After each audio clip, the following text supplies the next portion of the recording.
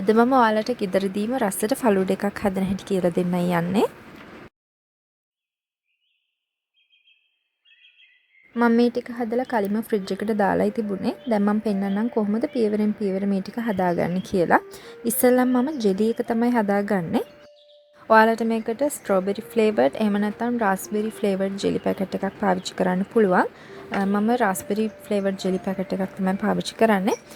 මේකෙන් මම මේස හැඳි දෙකක් දාලා උණු වතුර මේස හැඳි 4ක් වගේ දාලා දිය කරගන්නවා.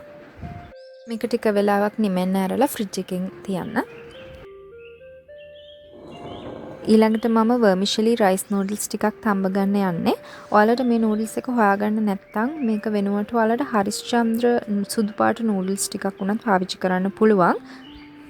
මේ නූඩල්ස් එකට නම් උණු වතුර ටිකක් දාලා තියලා විනාඩි 5ක් විතර තිබ්බහම නිකම්ම තැම්බෙනවා.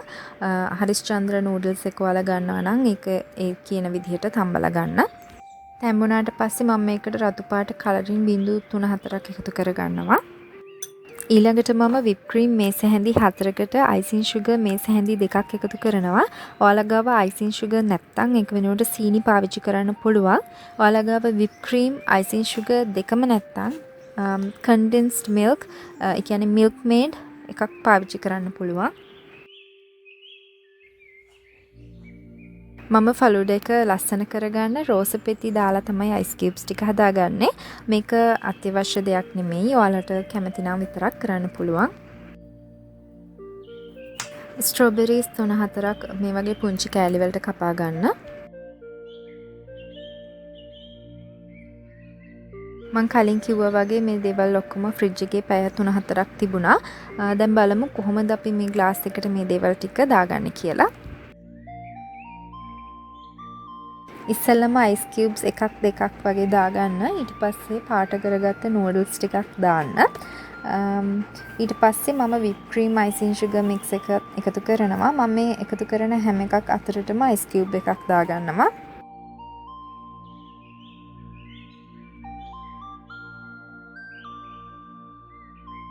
ජෙලි එක පුංචි කෑලි වලට කඩාගෙන ඊළඟට මේ විදිහට දාන්න.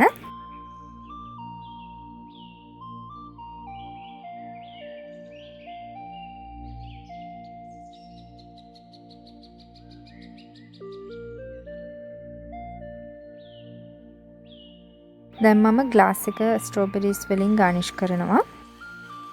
ඒකම චූටියට කපාගත්ත ස්ට්‍රෝබෙරිස් ටිකත් එකතු කරමු. දැන් මම තවත් නූඩල්ස් ටිකක් දාගන්නවා.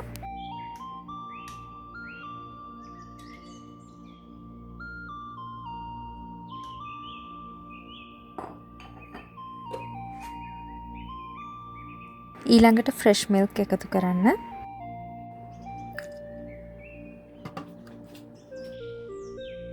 උඩින් මේ විදිහට whipped cream දාගන්න. whipped cream නැත්නම් ඔයාලට මේකට strawberry නැත්නම් vanilla ice cream scoops දෙකක් වගේ පාවිච්චි කරන්න පුළුවන්. එහෙම නැත්නම් මම whipped cream ගෙදරදී හදාගන්න recipe එක ඊළඟට upload කරනවා. ඔයාලට ඒක මගේ channel එකෙන් බලා ගන්න පුළුවන්. මේ recipe එකට කැමති නම් මේ වීඩියෝ එකට like කරන්න. මේ වගේ රසවත් videos බලන්න මගේ channel එක subscribe කරන්න. එහෙනම් අපි මේ වගේ වීඩියෝ එකකින් නැවතත් හමු වෙමු.